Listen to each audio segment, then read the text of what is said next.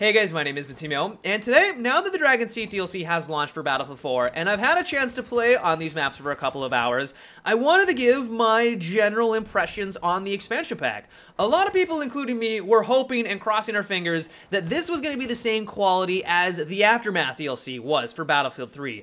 Aftermath in BF3 was easily one of the best expansion packs. It was very infantry focused, it had some of the best and well-made maps in the game. Like, I look back on that expansion pack and I always think about it in fond memories, and so I was really crossing my fingers that that was going to be the same quality that we were going to be getting with Dragon's Teeth. And so far, I don't want to jinx it because I haven't played on all of the game modes yet. It's going to take probably upwards of 10, 15, 20 hours to play on all the different game modes, on all of the different maps to get a really good sense of what's going on. But so far, I am thoroughly impressed with what DICE has delivered with this expansion pack. The first thing that I immediately gravitated towards was the new game mode called Chainlink. Chainlink is incredible. Like, simply put, this is an awesome addition into the game where it's a mix of conquest and domination. The reason why it's conquest is that it's much larger than domination. There are multiple capture points that you need to try and capture for your team, but the twist on it is that you need to hold points that are directly next to each other. If you hold a point that's side by side, your team forms a link, and the more links that you hold, or if you have more links combined than the enemy team does, then your tickets are going to burn slower than theirs is, and then you are one step closer to winning the round. The reason why it's also a mix of domination is that it's completely infantry focused. You're not going to see tanks or LAVs or helicopters on this mode, but also you capture the flags a hell of a lot faster than conquest, and it's the same thing as domination, where you only need a couple of people to stand on the point for about 5 seconds, and it's going to be switched on over to your team. And so if you are someone who loves infantry-based gameplay, you are someone like me and loves that type of combat in Battlefield 4, this is going to be right up your alley. What I love about the mode is that the way that they've designed a lot of these maps and the way that they've set up the borders for Chainlink is that it's a lot more linear. So you are going to have a front line. There is going to be a front line where the majority of your team and the majority of the enemy team are going to be duking it out over one of these objectives, and it has this great tug-of-war feel where both teams are trying to push against each other to try to capture that one key chain link or that one key objective to give you one link up over the enemy team.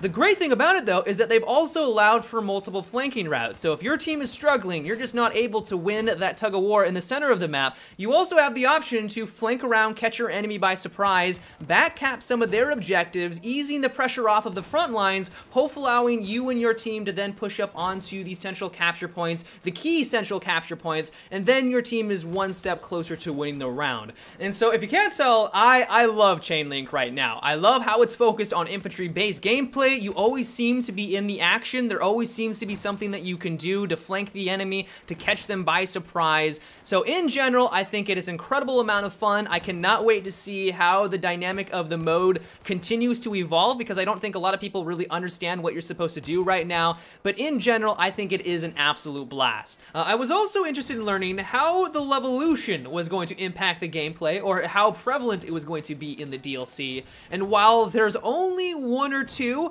I would say that those Levolution moments are some of the best that we've gotten in Battlefield 4. The biggest one that comes to mind is the one on Infantry Gardens where a massive mudslide destroys a good section of the map. I would say like a quarter section of the map, where normally you would have certain cover, there'd be certain ways on approaching this certain objective. When the mudslide flies on in, it destroys and takes out a train. A lot of crates all of a sudden fly everywhere as well, and it completely changes the way that you tackle that certain objective.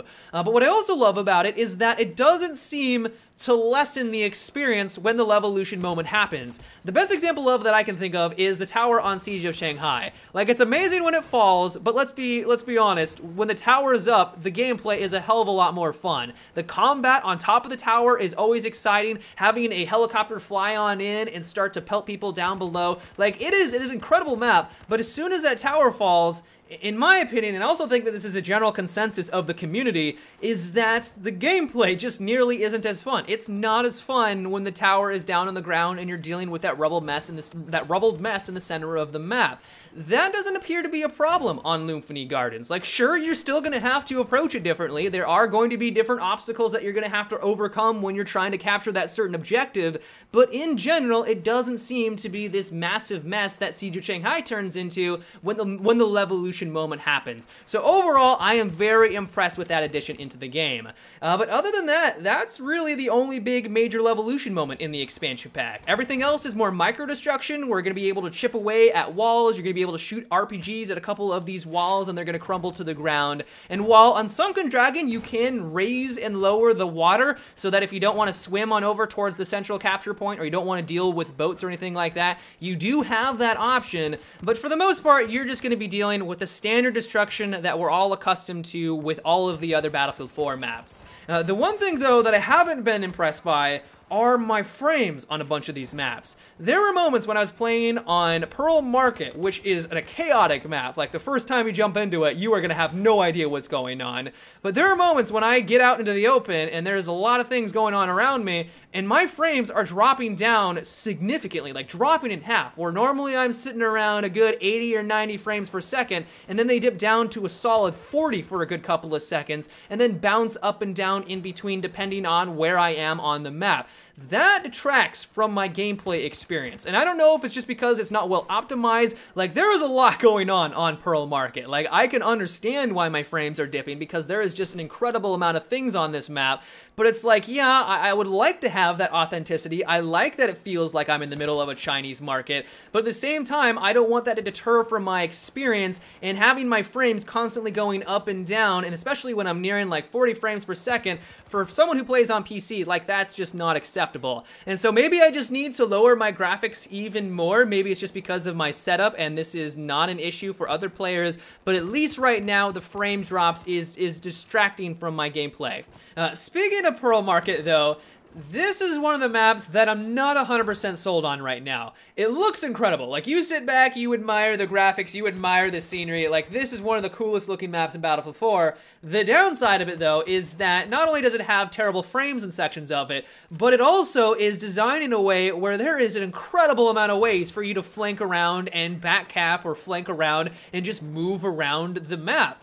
That sounds cool in theory, but if you have no idea where the enemy is about to pop out and there's just a million different ways for the enemy to shoot at you, it sucks from the gameplay standpoint.